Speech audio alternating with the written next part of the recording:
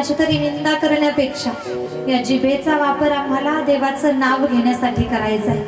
भगवंताची कृपा होऊन जाईल। एखाद्याबद्दल बोलण्यापेक्षा एखाद्याचं वर्णन, मी तर म्हणेन एखाद्याची स्तुतीही करू नका, निंदाही करू नका, भानगडीतच पडायचं नाही। एखाद्याबद्दल चांगलंही बोलू नका आणि वाईटही बोलू नका। बोलायचंय ना देवाबद्दल बोलायचं, देवासाठी बोलायचं, भगवंताचं बोलायचं। त्यात आमची खरी धन्यता आहे, त्यात आमचं खरं हित आहे। आम्ही देवाचं बोलावं, देवाबद्दल बोलावं आणि देवाच्याच नामाचा उच्चार जिभेनं मुखानं करावा। पहा, कलियुगात भगवंत प्राप्तीचं साधन नामचिंतन आहे। पुढे ब्रह्माजी म्हणतात, नारदजी भगवंत प्राप्तीची साधनं तर प्रत्येक युगात सांगितली, आता या युगांचं आयुष्य सुद्धा सांगितलं। आयुष्य काय पहा, पहिलं जे युग आहे सत्ययुग, सत्ययुगाचं आयुष्य सांगितलं 17,28,000 वर्ष। 17,28,000 वर्षाचं सत्ययुग। आकडा काही कमी नाही आहे, बोलायला सोपा वाटतोय आम्हाला, पण आकडा खूप मोठा आहे। 17,28,000 वर्ष सत्ययुगाचं आयुष्य। पुढे आहे त्रेतायुग। त्रेतायुगाचं आयुष्य सांगितलंय 12,96,000 वर्ष। 12,96,000 वर्षाचं आयुष्य आहे त्रेतायुगाचं। तिसरं युग जे सांगितलं द्वापार युग, द्वापार युगाचं आयुष्य आहे 8,64,000 वर्ष। पुढे कलियुग, कलियुगाचं आयुष्य सांगितलं 4,32,000 वर्ष। 4,32,000 वर्षाचं कलियुग आहे। आणि पहा मग हे 4,32,000 वर्षाचं कलियुग आणि यातल्या मग आम्ही कोणत्या कोपऱ्यात बसतो ते आपण ज्याचं त्यानं पाहायचं। 4,32,000 वर्षाचं कलियुग आता जवळजवळ साधू संतांच्या मुखातनं ऐकलेलं आहे 5,000-5,500 वर्ष होत आले या कलियुगाला चालू होऊन। अजून भरपूर काळ जायचं आहे। आत्ताच्याच काळात पाप अधर्म वाढत चाललाय, पुढे किती भयानक स्थिती निर्माण होईल आम्हाला सांगताच येणार नाही। कलियुग म्हणजे पाप आहे, कली म्हणजे पापाचरण आहे। कलीचे अनेक दोष जरी असले तरी सुद्धा कलीचा एक गुण आहे, कली ज्याच्या मुखात नाम आहे त्याचं काहीही बिघडवू शकत नाही। कली भगवत भक्ताचं काही बिघडवू शकत नाही, हा कलीचा गुण आहे। पहा, कलियुग, कलियुगाचं आयुष्य 4,32,000 वर्ष। प्रत्येक युगाचं आयुष्य सांगितलं, प्रत्येक युगातली साधनं सांगितली। आता जे आयुष्य आम्ही ऐकलं, जे 4 युग आम्ही ऐकली, या 4 युगांचं एक चक्र फिरल्यानंतर पहा, सत्ययुगानंतर त्रेतायुग, त्रेतानंतर द्वापार, द्वापारानंतर कलियुग झाल्यानंतर पुन्हा सत्ययुग। म्हणजे हे चक्र निरंतर फिरतंय। 4 युग एकदा पूर्ण झाले की एक महायुग होत आहे आणि असे 71 महायुग पूर्ण झाले की एक मनवंतर पूर्ण होत आहे। बारकाई नाही का? 14 मनवंतर पूर्ण झाले की एक कल्प पूर्ण होतो आणि कल्प पूर्ण झाला की महाभयंकर प्रलय होतोय आणि प्रलयानंतर भगवान परमात्मा पुन्हा सगुण साकार होतात। कल्प म्हणजे प्रलय, सगळं काही संपून जातं। ना सूर्य, ना चंद्र, ना तारे, ना आकाश, ना वायू, ना मनुष्य, ना जीव, ना जंतू, काहीच नाही। सगळं काही संपून जातंय। सर्वत्र अंधकार, सर्वत्र काळोख, सर्वत्र जलच जल, सर्वत्र पाणीच पाणी। आणि पहा, महाभयंकर प्रलय झालेला आहे। या प्रलयाच्या पाण्यामध्ये, त्या अंधकारामध्ये भगवंतानं स्वतःला सगुण साकार करायला सुरुवात केली, स्वतःला निर्माण करायला सुरुवात केली। आम्ही जर भागवत ऐकलं तर तुम्ही मागच्या वर्षी ऐकले सृष्टीची निर्मिती कशी झाली। विष्णूंनी सृष्टी निर्माण केली. आता या कथेतनं आम्हाला ऐकायचंय सदाशिवांनी सृष्टी निर्माण केली. देवी भागवत ऐकलं तर आई भगवतीनं सगळं काही निर्माण केलं. कधी कधी गोंधळ होऊन जातो. मग नेमकं निर्मिती कोणी केली? विष्णूंनी निर्माण केलं जग का सदाशिवांनी का आई भगवतीनं? पण हा गोंधळही आम्हाला कुठेतरी संपवता येतो. आमच्या अज्ञानामुळे हा गोंधळ आम्हाला होतो. पहा, देवी भागवत सांगतं आई भगवतीनं स्वतःला निर्माण केलं. मग पुढे आई भगवतीनं ब्रह्मा विष्णू महेश तिघांची निर्मिती केली. विष्णू भागवत सांगतं भगवान विष्णूंनी ब्रह्मा रुद्र या सगळ्याची निर्मिती केली. आणि शिव महापुराणे सांगतंय सदाशिवांनी ब्रह्मा विष्णू रुद्र यांची निर्मिती केली. मग हे असं कसं? प्रश्नच आहे की नाही? पहा, मी सांगितलंय 4 युग पूर्ण झाल्यानंतर एक महायुग, महायुगानंतर पुढे अगदी 71 महायुग झाल्यानंतर एक मन्वंतर, 14 मन्वंतर झाल्यानंतर एक कल्प पूर्ण होतो. कल्प झाला की प्रलय, आणि प्रलयानंतर म्हणजे कल्पभेदानुसार वेगवेगळे ग्रंथ आणि वेगवेगळ्या निर्मितीच्या कथा येतात. कल्प पूर्ण झाल्यानंतर प्रलयानंतर कधी आई भगवती सृष्टी निर्माण करते, कधी सदाशिव. पहा, आहेत हे सगळे एक. भगवती, सदाशिव, विष्णू, ब्रह्मा हे सगळे एकच आहेत. पण वेगवेगळ्या ग्रंथानुसार वेगवेगळा महिमा मांडत असताना त्यांची नावं बदलली. आणि कल्पभेदानुसार थोडा थोडा कथाभाग सुद्धा चेंज करून आम्हाला पाहायला मिळतो. कल्पभेदामुळे हे सगळं आम्हाला जाणवतं, हा फरक जाणवतो. इथे आम्हाला ऐकायचंय महाभयंकर प्रलय झालाय आणि प्रलयानंतर त्या काळोखामध्ये, त्या जलामध्ये निर्गुण निराकार परमात्म्यानं सगुण साकार व्हायला सुरुवात केली. निर्गुण निराकार परमात्म्यानं साकार व्हायला सुरुवात करावी कशी? त्या जलामध्ये, त्या काळोखामध्ये लांब लांब जटा निर्माण झाल्या. जशा वडाच्या पारंब्या असतात की नाही, तशा लांब लांब जटा निर्माण झाल्यात. भोले बाबांचं ते रूप आठवा. कमरेला व्याघ्रचर्म आहे, मस्तकावरती जटा, गंगा, सर्प, गळ्यात सर्प, हातात त्रिशूल. स्वतः सदाशिवांनी स्वतःला निर्माण केलं. पुढे सदाशिवांनी शिवा नावाची शक्ती निर्माण केली आहे. का? स्वतः तर निर्माण झाले, पण पहा, एकटा जीव कुठेही राहू शकतो का? एकटा जीव नाही. एकट्या माणसाला कितीही धन द्या, कितीही पैसा द्या, आणि सांगितलं की तुझ्यासोबत कोणी माणूस कोणीही राहणार नाही, तू एकट्यानं राहायचं. जीव राहू शकत नाही. माणसाला माणसाचा आधार लागतो. सदाशिव त्यांनाही वाटू लागलं आपण एकटे निर्माण झालो, पण आपल्या जोडीला, आपल्या साथीला कोणीतरी असावं. मग शिवा नावाची शक्ती निर्माण केली. आणि पहा, शिवाशिवाय शक्ती अपूर्ण आणि शक्तीशिवाय शिव अपूर्ण आहे. नारी शिवाय नर, स्त्री शिवाय पुरुष अपूर्ण आहे. शक्तीशिवाय सदाशिव अपूर्ण आहे. आणि म्हणूनच शक्ती निर्माण केली, शिवा नावाची शक्ती. या पुढील कथाभाग सुद्धा आम्हाला ऐकायचा आहे, पण सर्वांनी एकदा उठून उभं राहा. एकदा गोड नाचून भजन होईल. कालचा नियम लक्षात आहे ना तुमच्या?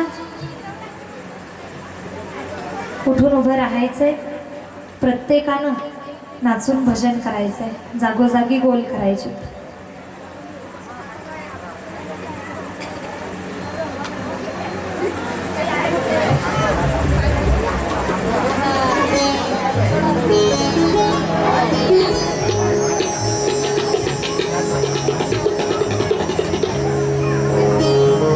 गोल झाले का? जागोजागी करायची का सुरुवात? माता वर्ग, माता राणी हो दुर्गा राणी, दुर्गा राणी हो माता राणी, माता राणी हो दुर्गा राणी, माता राणी हो दुर्गा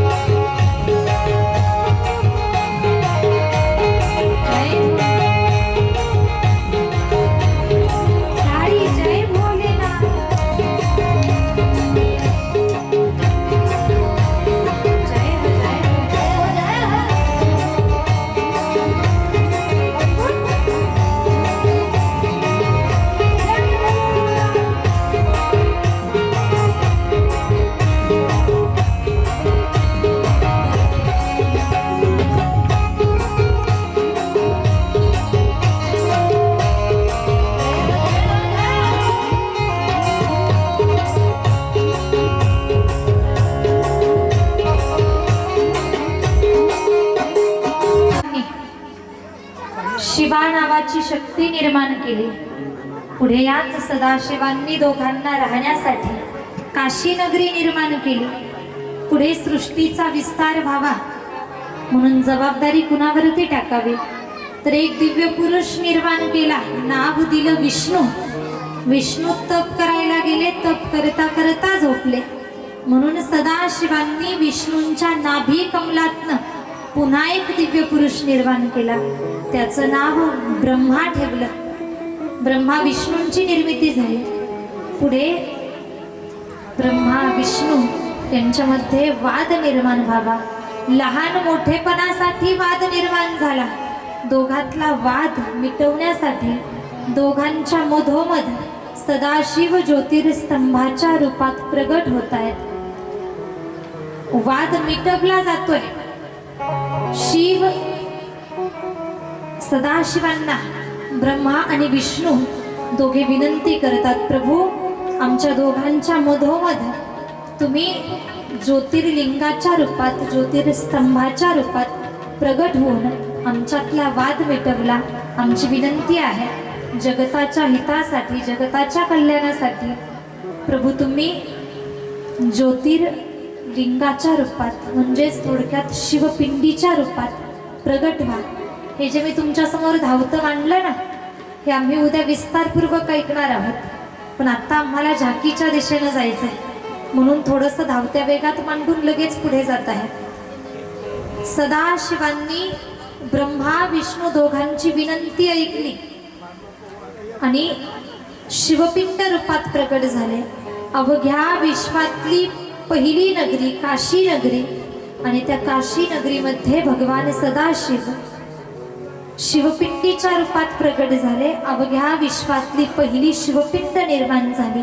बोला उमापती महादेव की जय. हर हर हर हर महादेव. अवघ्या विश्वातली पहिली शिवपिंड निर्माण झाली आणि सदाशिवांनी पुढे स्वतःच्या 5 मुखातनं 5 वस्तू निर्माण केल्या. भांग, धोत्रा, रूट, शमी आणि दुर्वा या 5 वस्तू निर्माण केल्या. भगवान विष्णूंनी शिवजींना जल अर्पण केलं, ते स्वीकारलं शिवजींनी.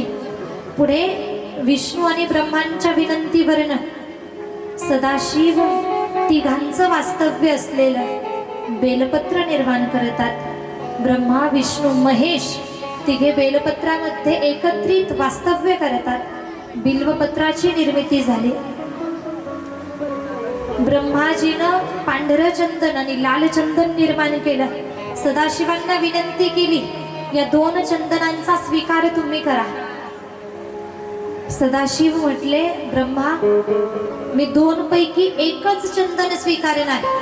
सदाशिवांनी लाल चंदन स्वीकारलं आणि पांढरं चंदन हे भगवान विष्णूंनी स्वीकारलं. आता अवघ्या विश्वातल्या पहिल्या शिवपिंडीचं पहिलं पूजन ब्रह्मा आणि विष्णू दोघांनी पार पाडलं. मग त्यामध्ये भस्म, रुद्राक्ष, बेलपत्र, दीपदान सुद्धा त्यांनी केलंय. भोलेबाबांच्या मुखातनं निर्माण झालेल्या 5 वस्तू, त्या 5 वस्तू सुद्धा त्यांनी वापरल्यात आणि पहिल्या शिवपिंडीचं पहिलं पूजन करून भोलेबाबांचे पहिले पुजारी बनण्याचा मान ब्रह्मा आणि विष्णूंनी मिळवलाय. पुढे आम्हाला ऐकायचंय, पूजेमध्ये जे जे वापरलं, भस्म असेल, रुद्राक्ष असेल, बेलपत्र असेल, शिवनामाचा जप असेल, या प्रत्येकाचं महिमान आम्हाला उद्या विस्तारित ऐकायचंय. पण आता भस्माच्या बाबतीत खूप गोड कथाभाग शिवमहापुराणामध्ये आला. आपल्या अनेकांना माहिती आहे भोलेबाबांना भस्म आवडतो. या भस्माची निर्मिती कशी झाली ते सुद्धा मी तुम्हाला सांगणार आहे. पण रोज तुम्हाला कथा ऐकायला उपस्थित राहावं लागणार, तरच महत्त्वाच्या कथा सुटणार नाहीत. सगळं काही एका दिवसात आपण ऐकू शकणार नाहीत. भस्माची निर्मिती कशी झाली ते सुद्धा मला ऐकायचं आहे. भगवान भोलेनाथांना भस्म का प्रिय आहे ते सुद्धा मी पुढे ऐकणार आहोत. पण आता आम्हाला झाकीच्या रूपात भस्मासुराची कथा ऐकायची आहे, पाहायची आहे. शिवजींना भस्म प्रिय आहे. शिवजी अंगावरती भस्म धारण करतात आणि शिवजींनी एका असुराला सांगावं, तू नित्य मृत्यूलोकात जाऊन माझ्यासाठी भस्म आणत जा. भस्म आणून तो असुर भोलेबाबांना भस्म द्यायचा, म्हणून त्याला नाव मिळालं भस्मासूर. भस्मासूर नाव प्राप्त झालं. तो नित्य काय करतोय? मृत्यूलोकात जातोय. चिताभस्म घेऊन पुन्हा कैलासावरती. एका दिवशी त्या भस्मासुरानं भोलेबाबांना विनंती केली, प्रभू रोज रोज मृत्यूलोकात जायचं, चिताभस्म शोधायचा आणि मग तुमच्याकडे घेऊन यायचा. खूप त्रास होतो मला, खूप वेळ त्याच्यात निघून जातो. भोलेबाबा म्हटले, अरे काळजी करू नकोस, मी तुला वरदान देतो. तू ज्याच्या डोक्यावरती हात ठेवशील तो भस्म होऊन जाईल आणि तो भस्म जळून भस्म झालेली ती राख घेऊन तो भस्म घेऊन तू लगेच माझ्याकडे येत जा, तुझं काम सोपं होऊन जाईल. या भस्मासुराला वरदान मिळालं. यानं लगेच गैरवापर चालू केला. हा काय करू लागला? जे दुष्ट आहेत, जे पापी आहेत, त्यांना यानं सोडून दिलं. पण जे जपी तपी मुनी आहेत, जे धर्ममार्गाने जगणारे आहेत, भगवत भक्त आहेत, त्यांच्या डोक्यावरती हात ठेवायचा, त्यांना भस्म करायचा. त्रासदायक हा ठरू लागला. सगळ्यांनी, देवी देवतांनी, अनेक ऋषी मुनींनी विष्णूंची प्रार्थना केली आणि एका दिवशी तर या भस्मासुराची कुबुद्धी पार्वती मातेवरती त्यानं वाईट दृष्टीनं पाहावं, पार्वती माता माझी व्हावी या भावनेनं गेला. जिथे कुबुद्धी निर्माण झाली तिथे नाश ठरलेला असतो. जीवन जगत असताना प्रत्येक परस्त्रीकडे माता बहीण या नजरेनं पाहता आलं तर जीवन अगदी शेवटच्या क्षणापर्यंत चांगलं जाईल किंवा भगवंताची कृपा आमच्यावरती सहज होऊन जाईल.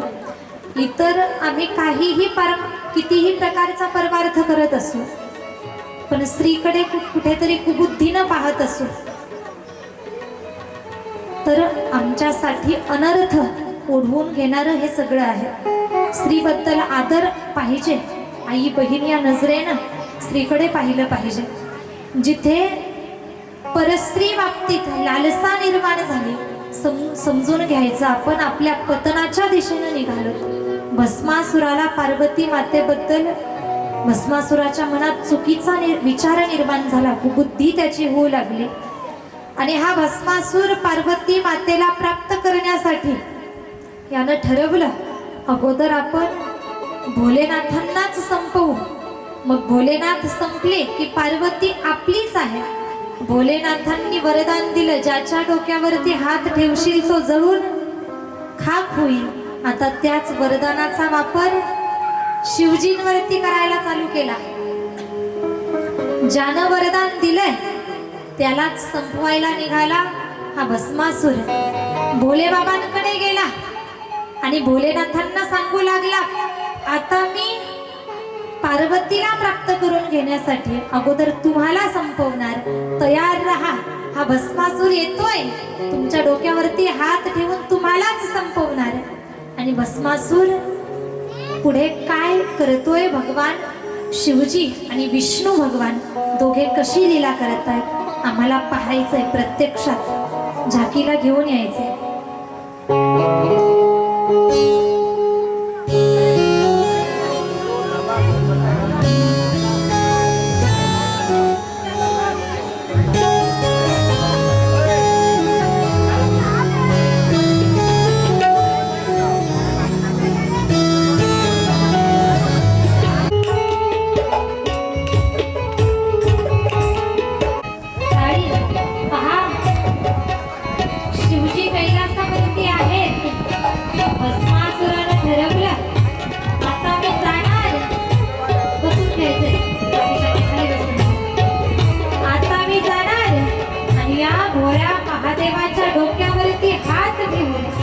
महादेवालाच भस्म करणार. भस्मासूर मोठमोठ्यानं हसत आला.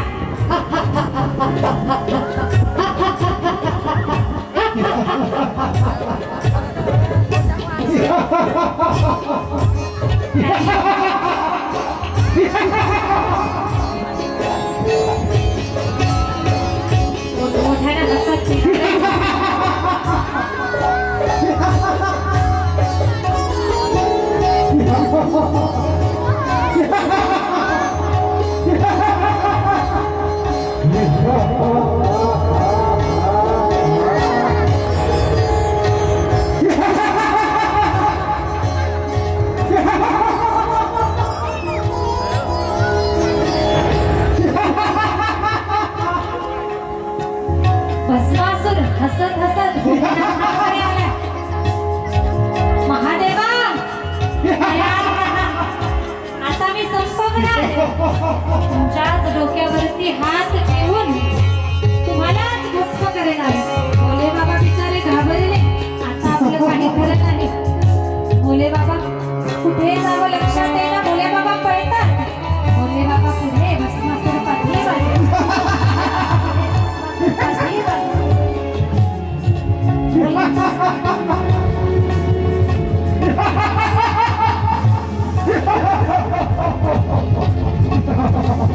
भोले बाबा विष्णूंचा धावा करू लागले. प्रभू प्रभू वाचवा वाचवा प्रभू.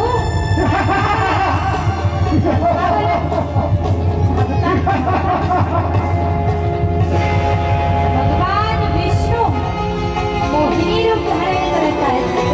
शिवशंकरांसाठी धावले. मोहिनी रूपात भगवान आले.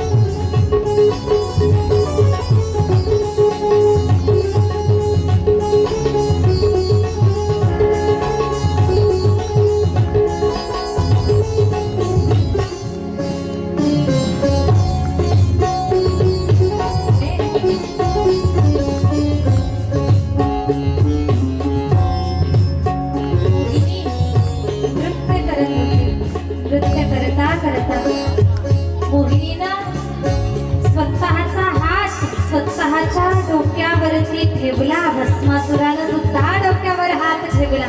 भस्मासुर जाऊन हात पकडला. बोला उमापती महादेव की जय, मोहिनी भगवान की जय.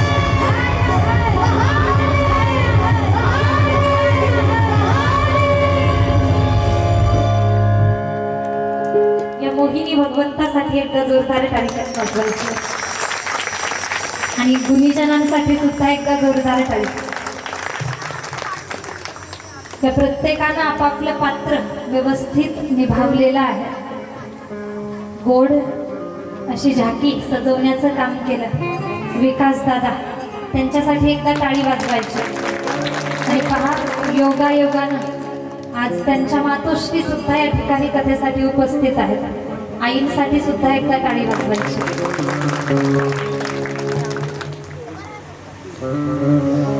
त्यांच्या माता पिता सुद्धा या ठिकाणी बऱ्याच लांबचा प्रवास करून उपस्थित राहिले. त्यांचे मी धन्यवाद व्यक्त करते. तुमच्यामध्येही अगदी आजूबाजूच्या परिसरात, आजूबाजूच्या गावावरनं कोणी येत असतील भाविक वर्ग, नावं मला माहिती नाहीत, पण तरी सुद्धा प्रत्येकाचे मी आभार व्यक्त करते. ही सुंदर अशी गोड झाकी, गोड प्रसंग.